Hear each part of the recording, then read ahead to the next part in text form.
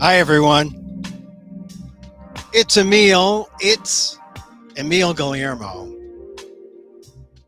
Emil, Amok to you. I couldn't stay away for a second day. I mean, too much life in the way yesterday. Too much life was in the way. And, like you had so many errands and there's so much news. And you said, well, the previous live stuff we've done, that'll hold. But of course, there's always more. There's always more. And I really couldn't believe all the more that was there. Donald Trump gave one of his surprise press conferences that at Mar-a-Lago. So, hey, a special day. He put on some pants other than golf pants and said, I'm going to go out there and give it to the press because he gave it to them. They didn't give it back to him, which is one of the issues I think that people have about how this campaign is going to be covered from now on, because it's now no longer, Joe Biden is old and frail and is he going to screw up? And that's really been the excuse why Donald Trump isn't out there, because he didn't have to go out there because it's all Joe Biden's to blow, right? And Trump can do whatever he wants. Everyone's paying attention to Trump and see, every little misspoken episode, so important. Well, that's all out the window now. Now Trump has to go to work, and he doesn't know how to do it. He has to go out and campaign now. But the press has not changed its view on how it covers Trump. So it pretty much is on bended knee. It pretty much is, we don't like to get yelled at, so bow down to Trump. Trump says anything he wants. They let him say anything he wants. They don't fact check him in real time, maybe afterwards, but they give him all the play. Meanwhile, Kamala Harris, Tim Walz, they get fact checked to death. They get treated with a kind of, it's not a honeymoon, but I think what you see from the mainstream reporters is a kind of deference to Trump, because he's the mean white guy, and they make up for it. The mainstream press makes up for it by really holding Kamala Harris and Tim Walz to a different standard, really beating them up. Although this is one reason perhaps why the Harris-Walz campaign is hesitant to do more press conferences. I mean, they give their speeches, they take a few questions, on the way to and from the planes. But I think that's why you're seeing the way the Harris team is handling the media, because they get a sense that they're going to be held to a higher standard or a level of scrutiny that Trump certainly isn't. Or if Trump is, and let's be fair, I mean, there was some fact checking on Trump after the fact, but, the Washington Post did some fact checking on accusations by Vance against Walz on his military record. Basically, it shows that both sides are guilty of stretching the truth a bit.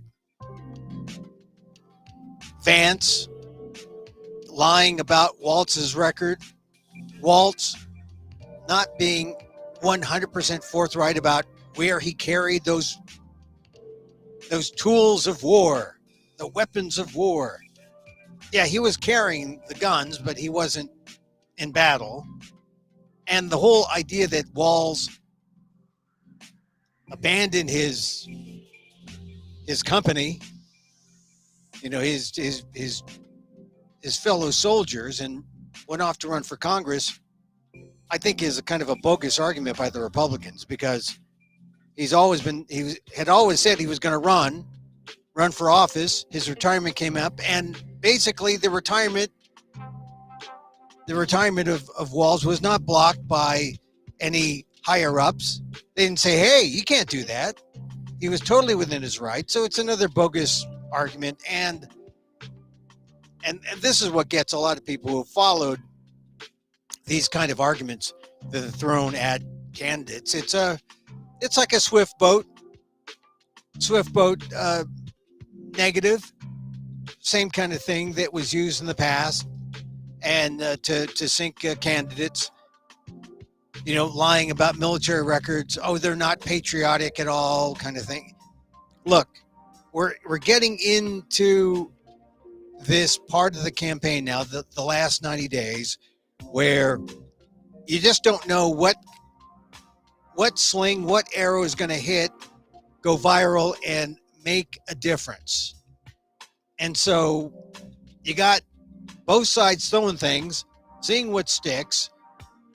So far, the Harris-Walz campaign is more successful just saying, hey, we're joyous. We're fun. We're going to make politics fun. We're going to make being in America fun again because we have a joy about our democracy. We're going to be inclusive. We're going to involve the middle class. We're going to save the middle class. We're not going to give billionaires tax breaks. It's truly a people-powered campaign. And I think that message is coming across because you start comparing the people involved. Trump, Vance, really elitist. One, terribly elitist who doesn't deserve it. Richie Rich, Donald Trump, and then Vance. He may have been born in Appalachia, but he's got a silver spoon now. He's on his private jets. He's living big time in mansions in Connecticut. He climbed the ladder, the Ivy League ladder. Oh, and he's not the military guy that he disses Walz for. Ask J.D. Vance what kind of military service he saw. Ask him what, if he was down there in the trenches. There are embedded journalists who went through more than what J.D. Vance did. There are embedded journalists who went through more treacherous situations than J.D. Vance did ever during his stint in the military. So you look at how the race is shaping up, and you've got the elites, the white male elites, versus the middle class kids, as Kamala Harris likes to call them, right? Kamala and Tim, two middle class kids, one in Nebraska, one from Oakland, just making their way, trying to be successful, just like ordinary people. Of course, they've lived extraordinary lives.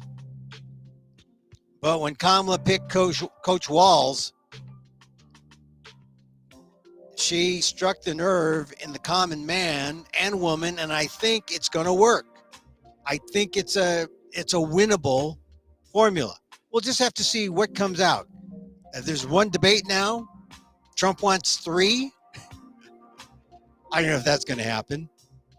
But there's going to be at least one debate on ABC, I believe on the 10th. That's it, the 10th of September. More things coming out of that press conference, though. I guess one of the amazing stories is it seems like it's a lie now. Donald Trump said he was in a helicopter with Willie Brown. And it seemed like it was going down, and it wasn't.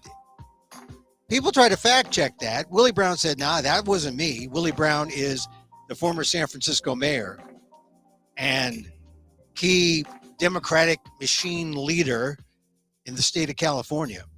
Remember, he was the one who said, give me back my delegation.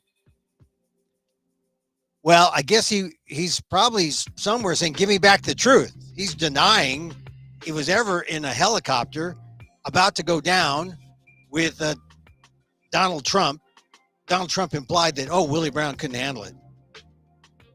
But I guess it was to provide some kind of cover for Trump to say, hey, look, I know Willie Brown, and Willie Brown told me all these Kamala stories, and hey, I got something to share with you, members of the press, which is all, I know, I suppose we're going to hear stories like that. Kamala Harris did go out with Willie Brown at one point, but this idea that, you know, these salacious stories about her using her feminine wiles to get where she is, this is coming from Donald Trump, the guy who it was found liable in a civil court for sexual assault.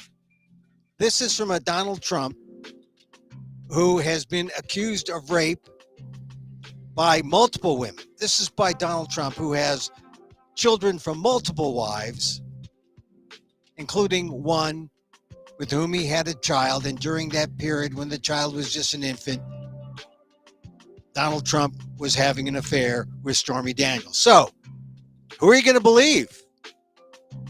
It's just going to get dirtier and nastier, not necessarily racist, but this is going to be the campaign unless we all just say, hey, listen, Donald Trump, I don't care what you say.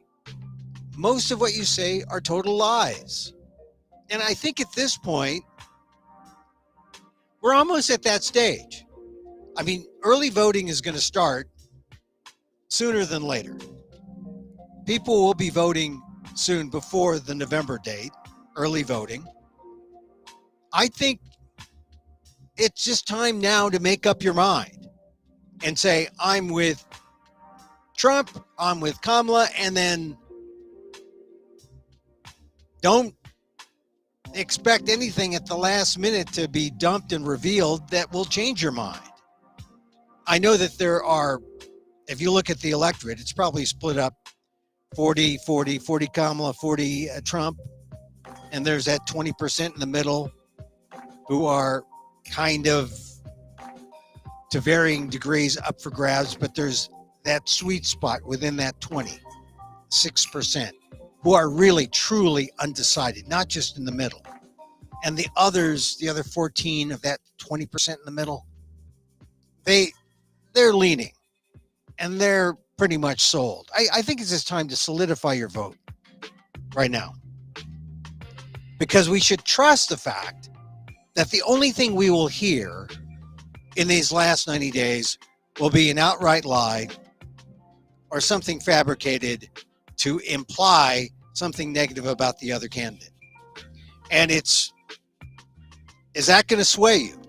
Or is that just going to further your resolve for your candidate, be it Trump or Harris? So I just think, hey, make up your mind. I think now's the time to go on summer vacation. Tune it out and say, if it makes the headlines, I'm going to pay attention. You know, I think people are already there.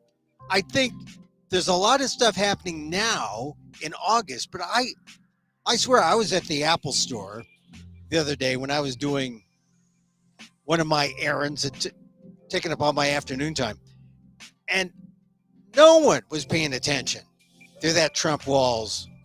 Here he is. Here's my running mate. No one was paying attention to that. And I just think that's just going to be the way it is in August. I definitely think that you should read up, pay attention, get all the news you want. But all these things that happen on a day-to-day basis will give you whiplash. And know that a lot of them are just going to be like trial balloons set off to see, does this stick? Does this stick? Does this make it? Does this move the needle? And I think for your own sanity, just know that a lot of the stuff that you're going to hear in these next 90 days will be nothing compared to what you've already heard, to what you already know about the people who are going to make the difference, who you're going to choose between. I just don't think you're going to see anything released in the last minute that will truly move the needle.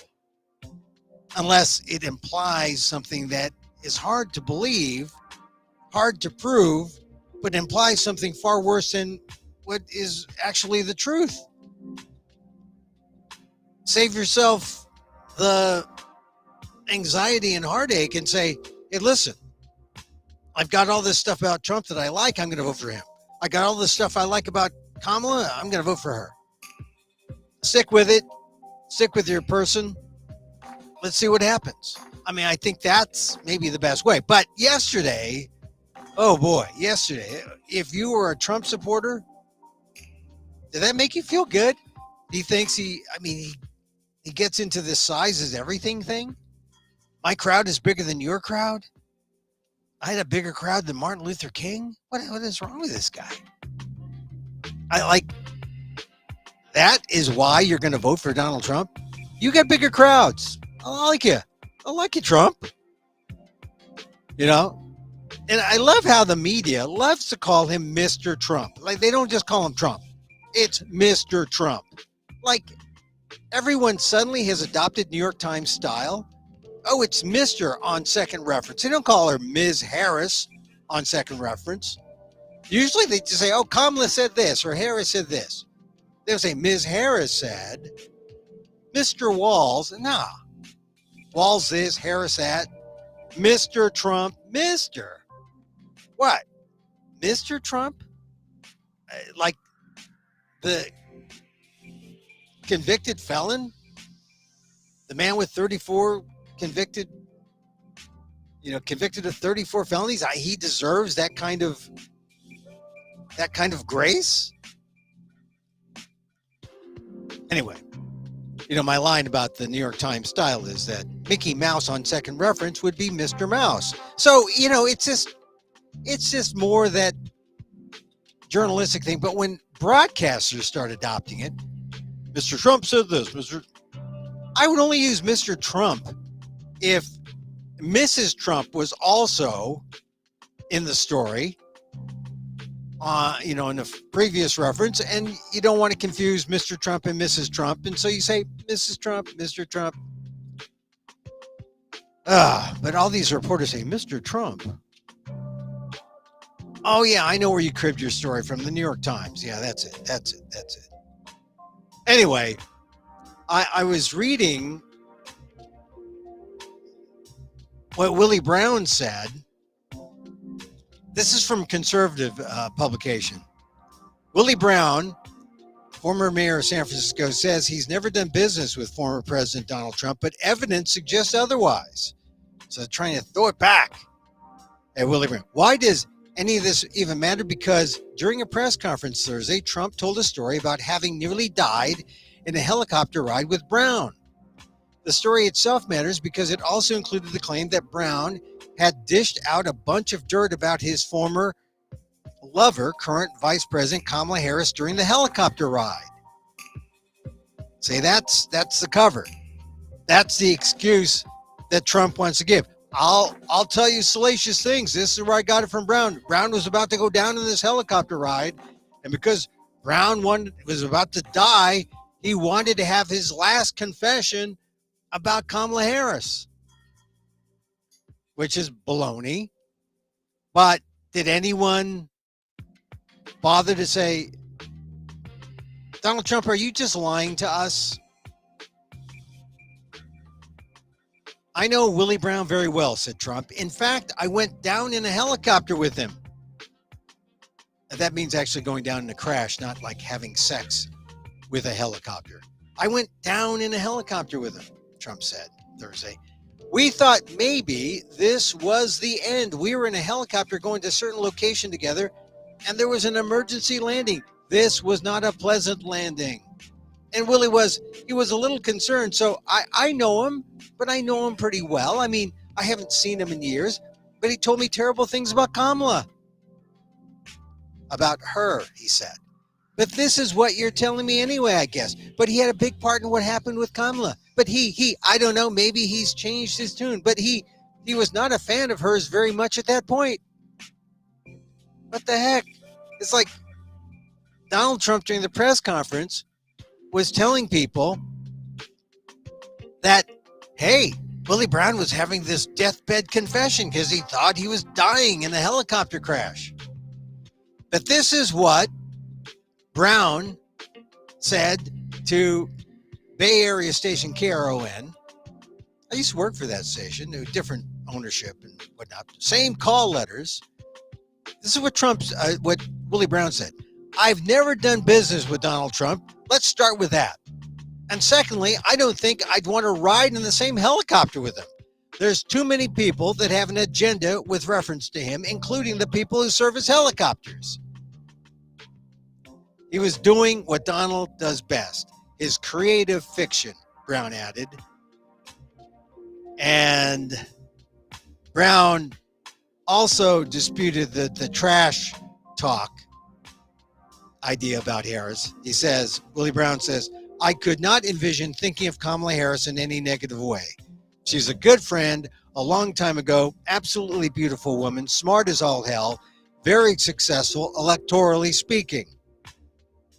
I was a part of every campaign that she's ever been involved in, supported her religiously, and will still do so. And I'm just looking forward for the next 89 days. I just can't wait to get in as president, he added. So who do you believe? I think you got to believe Willie Brown, even though there are pictures with Willie Brown and Donald Trump at casinos. You got to say that who remembers best what happened, Willie Brown or Donald Trump? And there are some people who suggest maybe Donald Trump is confusing his helicopter ride, which was taken with Jerry Brown and Gavin Newsom during some fires. Maybe there was a confusion there. But we all know that Willie Brown says it didn't happen. And we do know that Donald Trump needs an excuse so he can talk trash about Kamala Harris. So I say Donald Trump is a liar, as is often the case, right? I mean, guy didn't tell the truth. So that's what I missed yesterday. I came back I had a couple of errands. I came back for the last part of that press conference, and I saw those lies, the ones that were reported, right? Oh, abortion is going to be a big thing. Republicans want abortion to be a big issue. It will be a big issue. It's not settled. It will be a big issue, and it will bring out not just the woman vote. It's going to bring out the freedom vote. Voters who think government should be totally out of the business of telling people what to do with their bodies. It will be a big issue. So I heard people talk about that. I heard people talk about crowd size. Oh, my crowd is bigger than Martin Luther King's. Just a few today talking about the Willie Brown episode, because that's when Donald Trump said, hey, I almost went down in a helicopter. I was with Willie Brown, and on the way down, he was talking trash about Kamala Harris. It was like I was his confessor. I don't think so. I don't think it happened that way. I think you can bet on the fact that Donald Trump was 100% lying. Maybe 99%. Maybe he was in a helicopter. Maybe he was in a helicopter.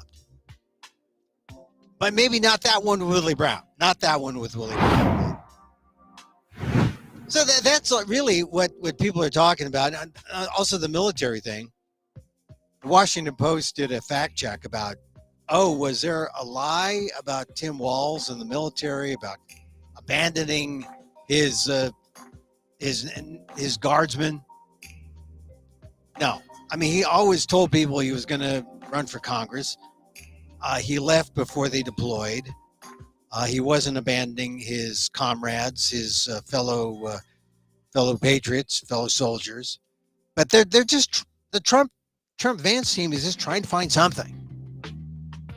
Trying to find something that will make people doubt, make people just stop for a second.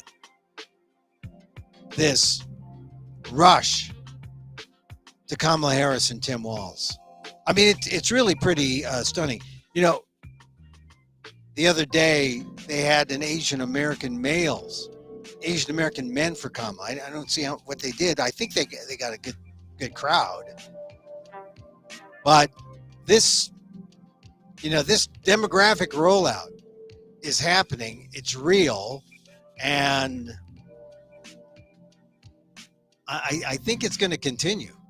I think it's going to continue for Kamala Harris and Tim Walz. I really do.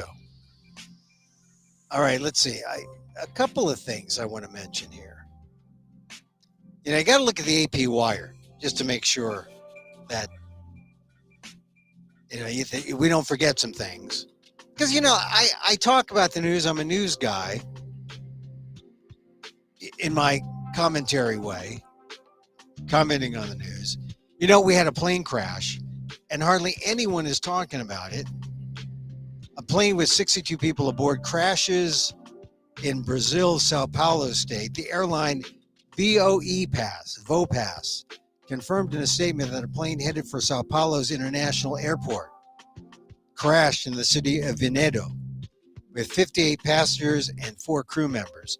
One of the things, if you're working for a news organization, say you're working the weekends or at any time, say the overnight shift, a shift where you're the guy and you're in charge. When the plane goes down, you're on top of it. That's a big story. I remember once I was in a situation like that on the weekends.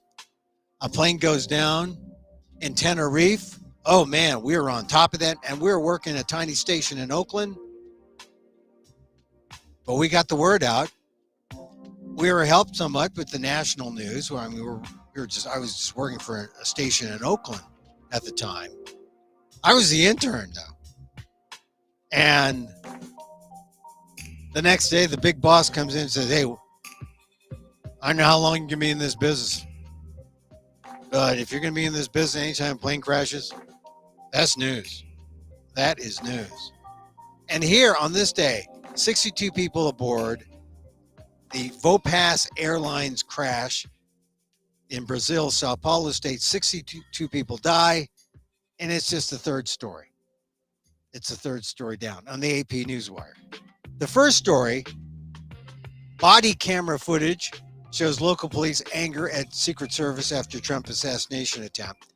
That's going to be a big thing because, well, they got the body cam footage, and it shows that, how the shooter gets so close. These are all common sense questions. Someone screwed up. Advanced team, Secret Service. This is important. This is a bipartisan issue. You got to protect everyone in the Secret Service. And it sounds like someone forgot, or someone just, I don't know. They fired someone already, but it's not done. They fired the woman who was in charge. That's not where this is going to end. More is there. More heads will roll. This was the top story, though. Man who attacked police at the U.S. Capitol with Poles, not Polish people, but actual Poles, gets 20 years. One of the longest January 6th sentences. So think about if you're one of those folks who thinks that January 6th was just, fun and games, or just, just something that just got out of hand. I don't know, people just got passionate. Oh yeah, you weren't listening to Donald Trump? How do we take the phrase "hang Mike Pence"? Was that just a joke? It's not just a joke. It was more than just a passionate display of loyalty. It's called treason. It's called, what's the actual charge here? A California man with a history of political violence. Oh, okay. So This is a thing that attracted people, troublemakers from far and wide. The lead is a California man with a history of political violence who was sentenced on Friday to 20 years in prison for repeatedly attacking police with flagpoles and other makeshift weapons during the January 6, 2021 riot at the Capitol. David Nicholas Dempsey. Sentence is among the longest among hundreds of Capitol riot prosecutions. Prosecutors described him as one of the most violent members of the mob of Donald Trump supporters that attacked the Capitol as lawmakers met to certify Joe Biden's 2020 presidential election victory. Dempsey, who's from Van Nuys, from outside of Los Angeles, stomped on police officers' heads. He swung poles at officers defending a tunnel, struck an officer in the head with a metal crutch, and attacked police with pepper spray and broken pieces of furniture, prosecutors said. He climbed atop other rioters, using them like human scaffolding to reach officers guarding a tunnel entrance. He injured at least 2 police officers, prosecutors said. Your conduct January 6 was exceptionally egregious, U.S. District Judge Royce Lamberth told Dempsey. You did not get carried away in the moment. Dempsey pleaded guilty in January to 2 counts of assaulting police officers with a dangerous weapon. Only former Proud Boys leader Enrique Tarrio has received a longer sentence in the January 6th attack.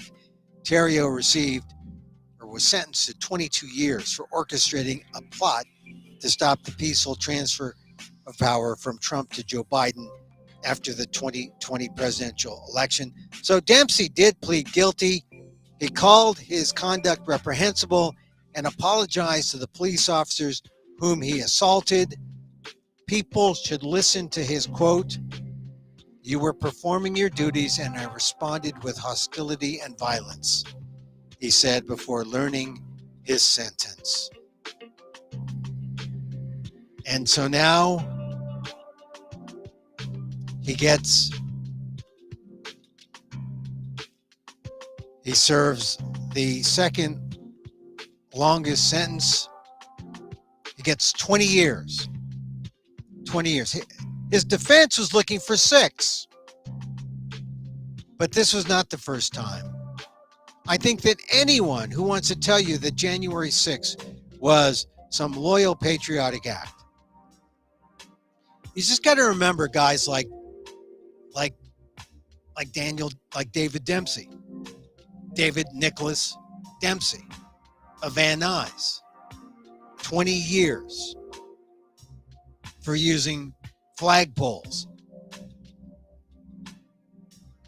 swinging them at officers, striking an officer in the head with a metal crutch, attacking police, stomping on police officers' heads. Think of David Dempsey if you think it was all fun and games. And who was he responding to? He was responding to Donald Trump's call. This is why Donald Trump should not have a second go-round at president. Because he thinks David Dempsey is a patriot. He thinks David Dempsey was fighting for democracy, when in fact, he was fighting for anarchy and chaos. He was fighting for the end of democracy, looking for democracy to be reversed, the vote of the people to be reversed. And so the vote would not be certified, and that Donald Trump would still be in office because the vote would not be certified. Those of you who think that the election was stolen, that the election was rigged, you wanted the election to be decertified. You wanted David Dempsey to succeed. Fortunately, he didn't. But he had to be held accountable for his actions, and today sentenced to 20 years. Remember David Dempsey, 20 years. I mean, you think it's fun and games. You think it was just not real? David Dempsey knows how real it is. So does Enrique Tarrio. Enrique Tarrio, who got 22 years. The longest sentence. But David Dempsey, 20 years. They locked him up, they sentenced him.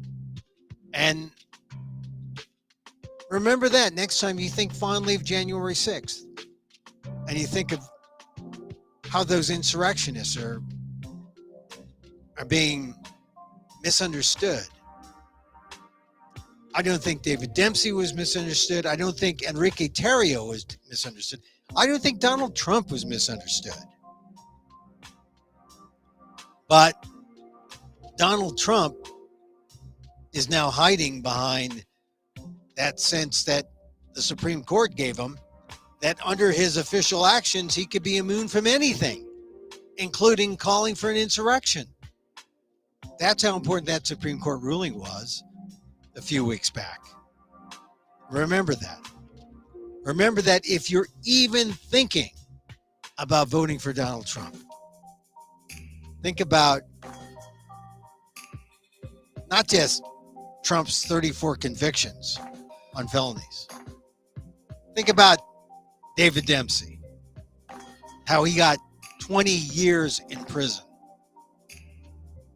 for his actions with a flagpole against police officers, among other things he did toward police officers on January 6th. So that's why AP says that's a top story. I think it is. I think that's a top story. Yeah, we'll go with that. We'll go with that. Although, I'll say this morning, I was so taken by the Olympics today. Oh my God, the Olympics. You know, if you need a boost, just watch the 4x100 women's relay. I mean, I love the men, but the men are later on today. I saw the women first. Man, it was spectacular. The 4x100, Gabby Thomas, Harvard grad. I didn't know that. I forgot she was a Harvard grad. She ran the third leg. But the winner, or the U.S. won because of Sha'Carri Richardson. If you haven't seen Sha'Carri Richardson run, oh my God. Remember, Gabby Thomas is the third runner. She's holding the baton. It's wet in Paris. Or in France. I think they're in Paris. The big stadium there. The Olympic stadium there. It's raining. The rain's coming down. They're running. Gabby Thomas has the baton. She's like ready to hand it off to Sha'Carri Richardson. And it's, you know, the handoffs in the rain. I mean, these things are slippery. I mean, how are they going to do it? The United States is behind. They're in lane 5. And there's Sha'Carri Richardson, like sticking her left hand out, trying to grab the baton. She grabs the baton and she starts running. And oh my God, do you see someone run the last leg? The last leg of the 4x100 relay? Oh my God, the whole race is less than 40 seconds. Sha'Carri Richardson took the United States from they looked like they were 4th or maybe 5th. And she just blew by all the other countries' anchor legs. I mean, the anchor, these are the best runners, the anchor legs. Sha'Carri Richardson just went bam. It's like she found that gear. It was push button and it boom, boom, boom, boom, boom. She even had a second to you look back and see the runner from Great Britain behind her. She said, I got this. I mean, I wouldn't have trusted myself to do that. I mean, can you imagine you're running and you take your focus off from like going straight and you're like on a wet track and you look back to see who's next to you and you've got them beat by at least a couple steps and, you know, and then you stumble or something happens. And then I'm thinking about what happened in the 100 where it's not your foot that goes past the line. You got to have a torso, a head, part of your body has to break that tape. And running, those are the rules. Sha'Carri beat it by a lot. She won by a lot. So Sha'Carri Richardson, that was like, I have seen some exciting things this Olympics. But that was exciting. That was probably more exciting than almost anything I've seen. I mean, the things were like the men's 100 with Noah Lyles. That was exciting. He won. He lost at 200. He had COVID. Uh, the shot putter, he won going away. That was exciting, but not as exciting that the archery. I talked about the archery. I love that. Carlos Yulo of the Philippines. That was exciting, but only because it was only the second time the Philippines has ever won gold. Only the second time. So I have to say Sha'Carri Richardson winning the 4x100 today. Just women's track and field. Exciting. And then the 4x100, because it's the two short races, or it's like 4 short races under 10 seconds. Perfect for ADHD types. I mean, like, you're not going to run a mile, are you? Okay, just once around. 4 legs with 100. Great. All right, I'll take one last ADHD pill. All right, I'm good. No, I liked fascinating. Okay, so I watched that. That was great. It was also fun to watch the U.S. men's basketball team because Stephen Curry yesterday found his stroke. Finally. Look, if you're a Warrior fan, this is going to be the best the Warriors do all year. Because they're not going to do well in the NBA. Not when I don't think they are. They didn't get Lauri Markkanen, who would have been a great addition to the team. They need a big guy who can score like Markkanen. But they weren't willing to give up the bums that they have. So it's going to be a bummer year for sure. But Steph Curry did his thing here at the Olympics, and that'll probably be it for Steph Curry heroics, because he's not going to revive the Warriors single-handedly. So, all right. So that was the highlight. And then I discovered women's breakdancing. Oh, man, women's breakdancing. All right, I'm not going to spoil it for you, but you should watch women's breakdancing tonight. If you didn't see it this morning, watch it tonight. It was exciting But I have to admit, when the U.S.'s Sunny Choi and Logan Idra, also known as Logistics, when they were eliminated from the medal round, I kind of lost interest. I mean, the girls or women who beat them were good. I thought Logistics, Logan Idra, Filipino-American from Chula Vista, I thought she was great. I was, but all throughout you wonder, when are these girls going to run out of gas? They're going to run out of gas at some point. I mean, you do a round robin, you do like 3 rounds before you get to the semis, and then you do with the finals. I mean, you're up there maybe a total of 50. I mean, I have much respect, right? Like they do this, much respect for breaking. And frankly, I want to do senior breaking. I want to take senior break. Maybe I could do maybe there's a non-physical breakdancing, a non-breakable breakdancing. Breakdancing where, you just think about the spins in your head. Or there's some really, really fantastic moves that, those fake mountain climbers. I mean, that's a nice thing, climbing those little things, looking like Spider-Man. And that's a made-up sport, too. Climb a real mountain, for goodness sake.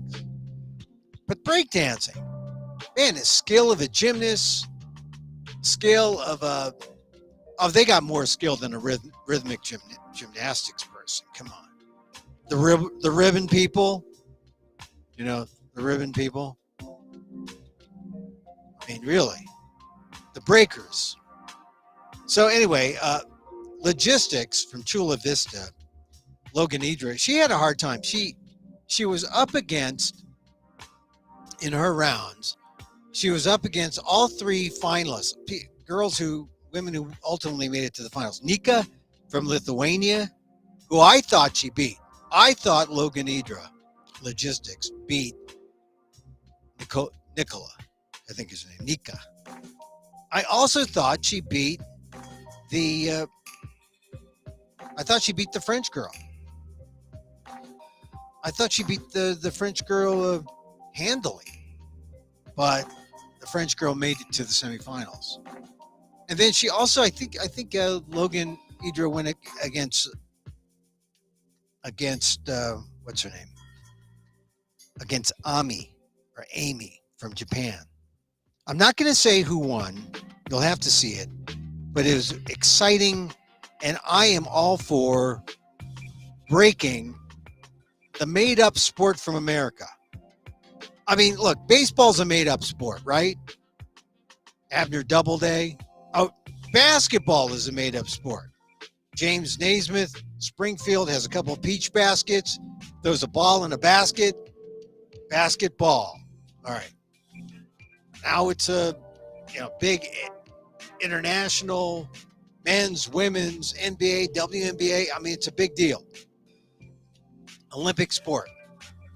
So made up games, it's okay to have a made up game.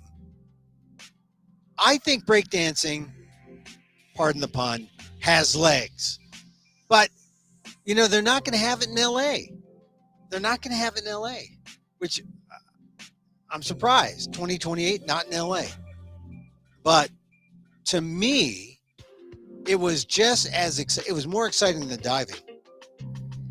More exciting than diving last night. More exciting than a lot of the things I saw at the Olympics so far. Except, like I said, I think the 4x100, the relay, oh my God. The 4x100 women's relay with Sha'Carri Richardson coming from behind, fantastic. Sha'Carri Richardson, oh my God. I mean, she is fast. She is fast. The whole team was. But they were behind getting to that final leg, and Sha'Carri Richardson, boom.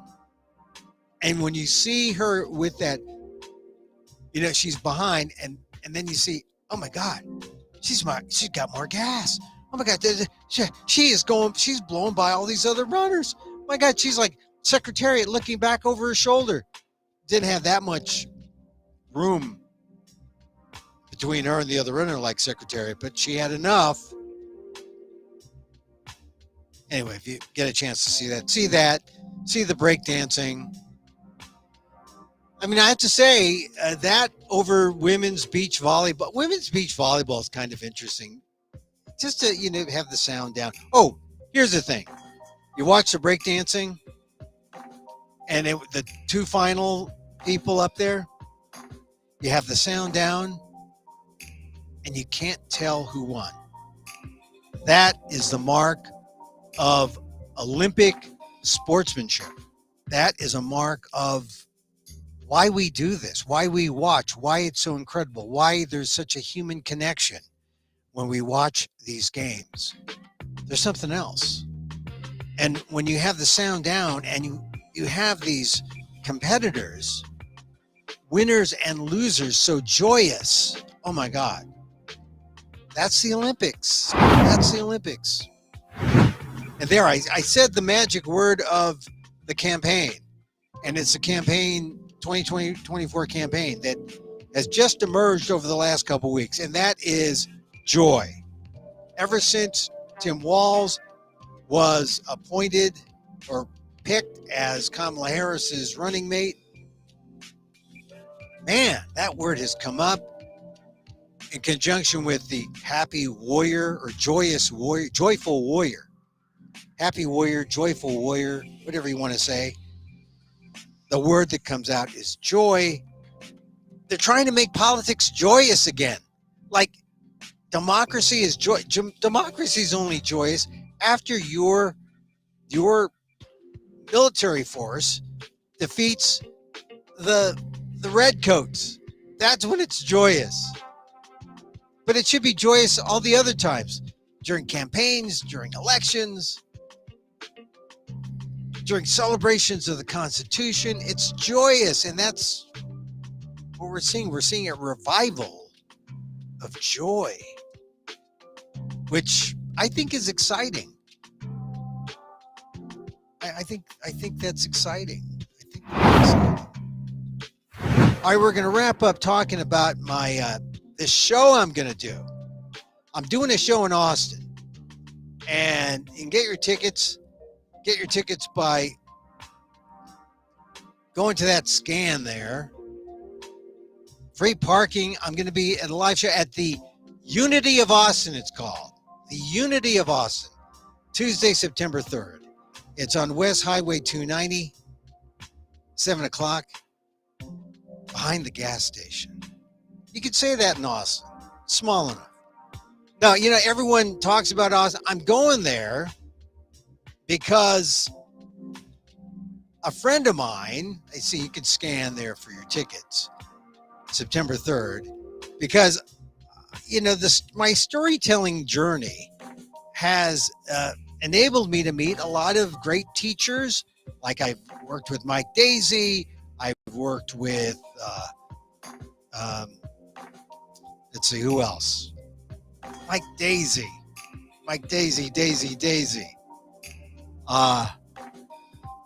I've worked with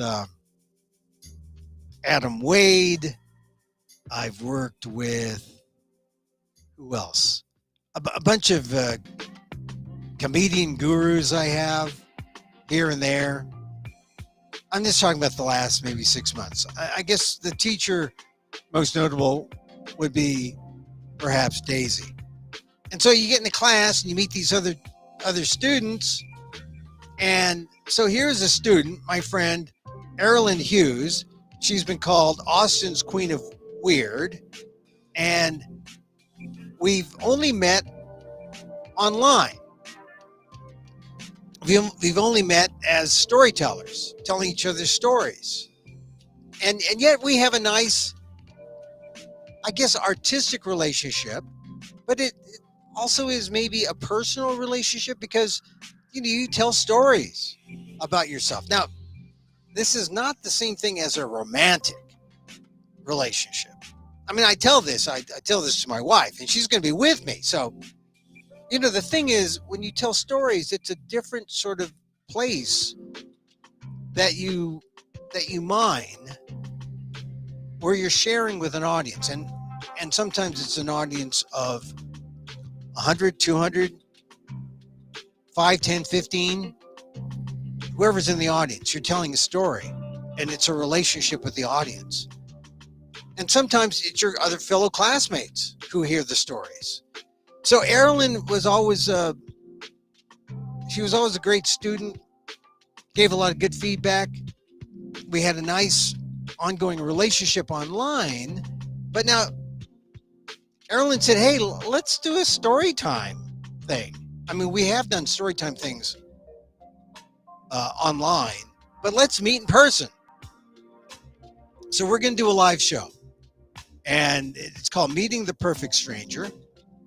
And it's Aralyn Hughes, Austin's Queen of Weird, meets Emil, a print broadcast journalist, commentator, and humorist based in San Francisco. That's me, Emil Amok. Live show at Unity of Austin, Tuesday, September 3rd, 5501 West Highway 290. Go and click that scan. Free parking, donation, 25 suggested. Come to Austin, if you will, September 3rd.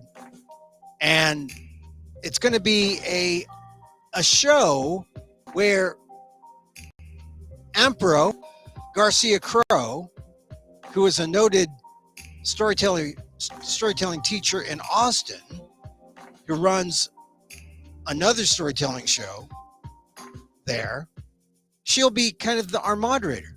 So, we might meet and not like each other. We might need a referee. We might need someone to say, hey, we thought this was a good idea. But I think what we'll show is we'll show each other and the audience the power of storytelling to bring people together, which is what we sort of need in America right now. We need to bring people together. I mean, you like Trump. I like what? Cornel West? Or you like Bobby Kennedy? I like Marianne Williamson. You like Kamala Harris? This guy likes Trump. This is how we begin to create the empathy to bring about the unity we want in this country. We tell each other stories to perfect strangers. Check it out. Check out the scan. Bring your camera right up there. Okay, get your camera out. Get your camera out and bring your camera up to that scan. Go ahead, click it. Does it scan? Yeah. It's in Austin. Or if you're not in Austin, tell your friends. Tell your friends, hey, Emil is going to be with the Queen of Weird. Yeah, Emil. Yeah. September 3rd, Austin, 7 p.m. Should be fun. It should be a fun show, I think. And storytelling show. And like I said, we're all strangers until we do something about it. So after years in my COVID closet, I'm coming out of the closet and meeting people in person. And I started doing it in 2023 and 2024 a bit. I went to a couple of fringes, but this is another in lieu of the fringe. I mean, the fringe is starting in Edinburgh, and a lot of my friends are there, both at the free fringe and the paid fringe. It's exciting. I'm excited for them. One friend said to me that she's figured out an important part of her show so that everyone is singing a Journey song.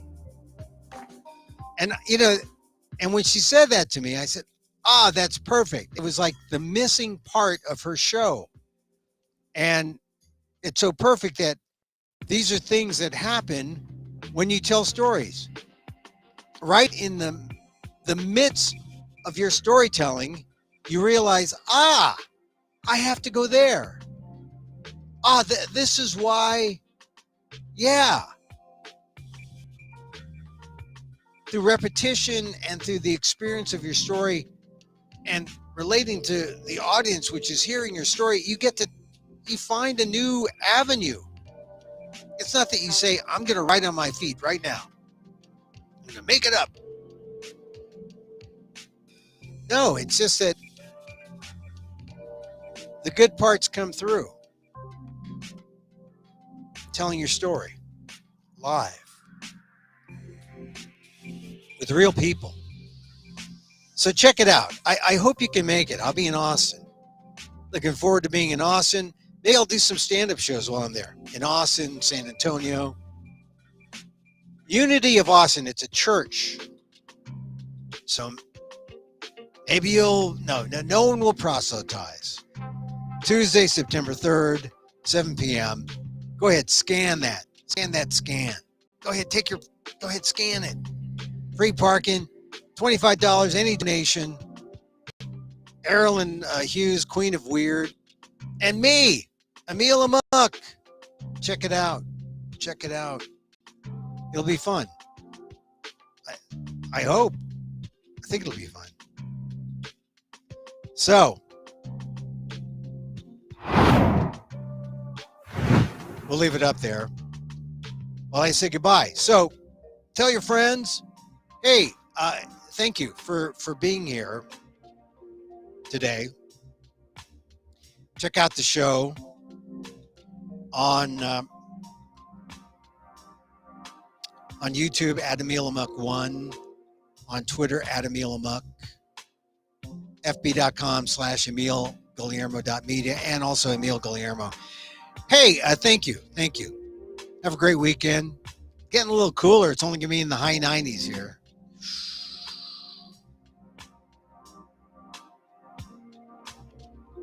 It's August. It's always going to be hot in August.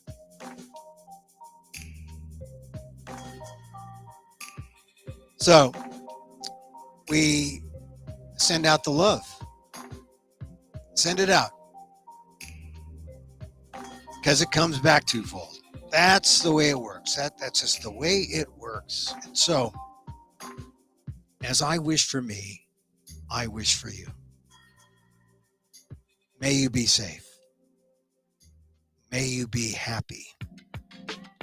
May you be healthy.